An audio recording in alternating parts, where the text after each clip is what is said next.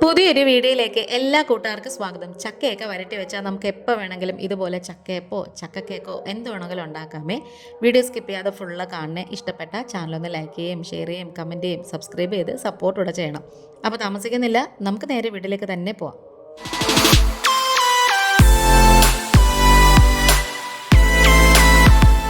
അപ്പോൾ അതേ ഞാനിവിടെ ചക്കയൊക്കെ വരട്ടി വെച്ചിട്ടുണ്ട്. ഇതിനകത്ത് ചുക്കും ഏലക്കാപ്പൊടിയും നെയ്യും ശർക്കരയും ഒക്കെ ചേർത്തിട്ടാണ് ഉണ്ടാക്കിയത്. ഇപ്പം ഈ ചക്ക വരട്ടിയതിൻ്റെ വീഡിയോ നമ്മൾ നേരത്തെ തന്നെ ഇട്ടിട്ടുണ്ട്. കാണാത്തവരുണ്ടെങ്കിൽ ഒന്ന് പോയി കാണണേ. ഇനിയുണ്ടല്ലോ നമുക്ക് ആവശ്യത്തിനുള്ളത് നമുക്കൊരു വേറൊരു പരന്ന പാത്രത്തിൽ അല്ലെങ്കിൽ നമുക്കത് മിക്സ് ചെയ്യാൻ പറ്റിയൊരു ബൗളിലേക്ക് ഇട്ട് കൊടുക്കാം. ഞാനിപ്പം ഒരു 5 കണക്കിലാണ് കേട്ടോ ഉണ്ടാക്കുന്നത്.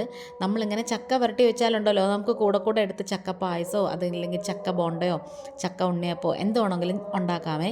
ഇനിയുണ്ടല്ലോ ഇതിലേക്ക് നമുക്ക് ആവശ്യത്തിനുള്ള തേങ്ങ ചേർത്ത് കൊടുക്കാം. ഉണക്കത്തേങ്ങ എടുക്കരുത്, തീരെ ഡ്രൈ ആയ തേങ്ങ എടുക്കരുതേ. ഇനി ഞാനിതിലേക്ക് കുറച്ച് റവയാണ് കേട്ടോ ചേർത്ത് കൊടുക്കുന്നത്. പിന്നെ അതുപോലെ തന്നെ അരിപ്പൊടിയല്ല, അതിന് പകരം ഗോതമ്പ് പൊടിയാണ് എടുത്തേക്കുന്നത്.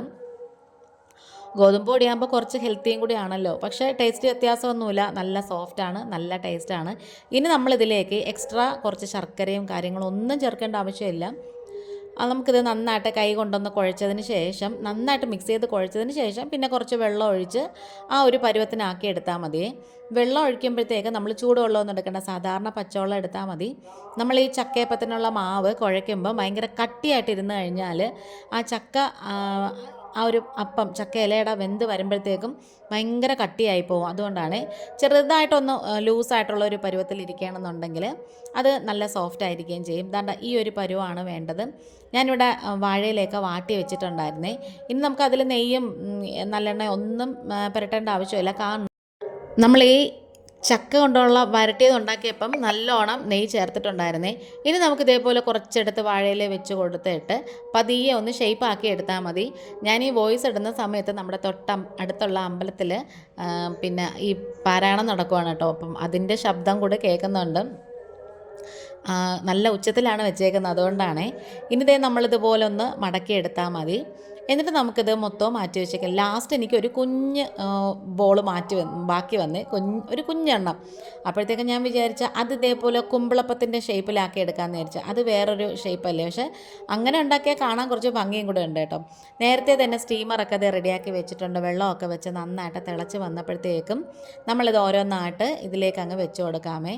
ഈ ചക്കയപ്പം എന്നൊക്കെ പറയുന്നത് ഇപ്പോഴത്തെ കുട്ടികൾക്കൊക്കെ കഴിക്കാനൊക്കെ ചിലപ്പോൾ ഭയങ്കര മടിയായിരിക്കും. പക്ഷെ അതിൻ്റെ ആ ഒരു ടേസ്റ്റ് എന്നൊക്കെ പറയുന്നത് നല്ലതാണ് കേട്ടോ. ഇത് അടുത്ത ദിവസം കഴിക്കാനും കുറച്ചുകൂടെ നല്ല ടേസ്റ്റ് ആയിരിക്കും. കുറച്ച് തണുത്തിരിക്കും, കുറച്ചും കൂടെ കട്ടിയായിട്ടിരിക്കും, നല്ല ഒരു ടേസ്റ്റാണ് കേട്ടോ. അപ്പോൾ ദേ ഒരു 10 മിനിറ്റ് കഴിഞ്ഞപ്പോഴത്തേക്ക് നന്നായിട്ട് വെന്ത് വന്നിട്ടുണ്ട്. നല്ല സോഫ്റ്റാണ്, നല്ല പഞ്ഞി പോലെ ഇരിക്കുകയാണ് കേട്ടോ. ഇനി നമുക്കിത് തണുത്തതിന് ശേഷം കഴിച്ചു തുടങ്ങാം. അങ്ങനെ നമ്മുടെ വീഡിയോയും മൈൻഡ് അപ്പ് ചെയ്യാറായിട്ട് വരുവാണ്. ഈ ഒരു വീഡിയോ കണ്ടിട്ട് നിങ്ങൾക്ക് ഇഷ്ടപ്പെടുകയാണെന്നുണ്ടെങ്കിൽ ചാനലൊന്ന് സബ്സ്ക്രൈബ് ചെയ്ത് സപ്പോർട്ട് ചെയ്യണം. മാർച്ചിന് മുമ്പ് എനിക്ക് വാച്ച് അവർ കംപ്ലീറ്റ് ആക്കിയില്ലെങ്കിൽ ചാനൽ മോണിറ്റൈസ് ആവത്തില്ല കേട്ടോ. അപ്പം വേറൊരു വീഡിയോ ആയിട്ട് വേഗം വരാം. ഇന്നിപ്പോൾ ഇത്രയേ ഉള്ളൂ. Thanks for watching.